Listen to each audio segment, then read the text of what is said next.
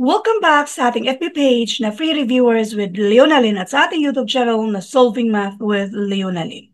By the way, kung nanonood kayo ngayon sa ating FB page or sa mismong Facebook natin, ay ugaliing bisitahin ang ating YouTube channel na Solving Math with Leonalyn kasi ang mga karugtong pa nito ay or yung mga kumplitong mga videos ay nandoon sa ating YouTube channel na Solving Math with Leonalyn.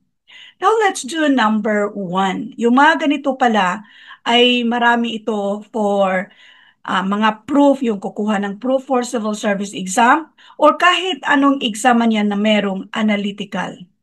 Number 1, a fruit basket contains more apples than lemons.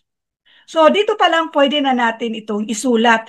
Bali, yung nasa taas, yan yung more. Yung nasa baba, yan yung less.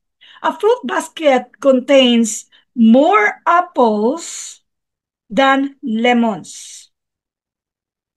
Then, there are more lemons in the basket than there are oranges.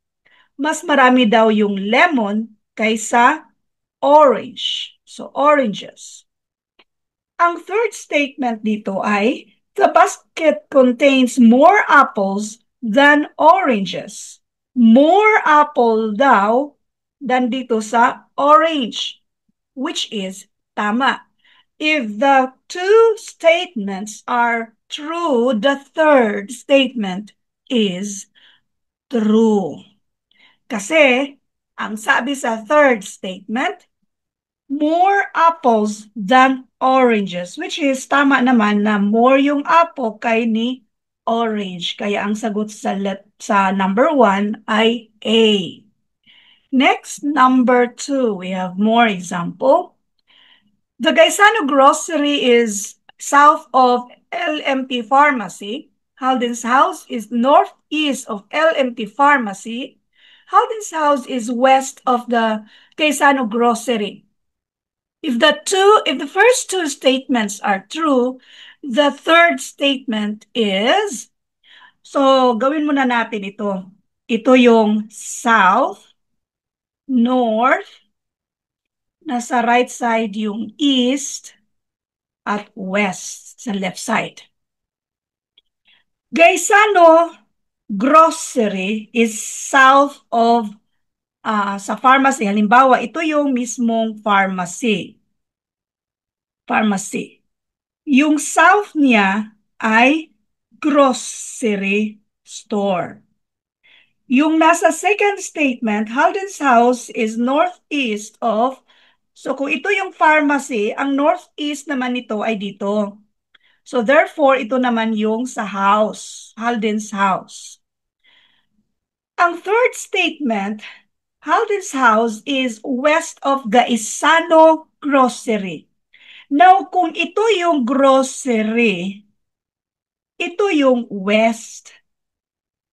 So, dito pa lang, kung grocery dyan, nasa pareho pa rin, northeast pa rin ni grocery, yung house ni Halden's house dito. So, if the first two statements are true, the third statement ay false. Kasi ang sabi niya west, dapat northeast pa rin. Next, number 3. Nino is younger than Beth. Sulat na natin to. Kapag sinabing si Nino is younger, so yung mga younger naman natin nasa baba, or yung mga youngest, yung mga young at saka yung mga older, oldest. Si Nino is younger. Yan si Nino. Kay ni Beth. Sa second statement, Marco was born after Nino. So after ni Nino, si Marco. Beth is older than Marco. Si Beth daw ay older ni Marco, which is tama. If the first two statements are true, the third statement is true. Thank you for watching and all. I hope na meron kayong natutunan sa video ito. Marami pa kayong aabangan. So yung mga karugtong nito ay abangan nyo sa ating YouTube channel na Solving Math with Leonalyn. Thank you and God bless.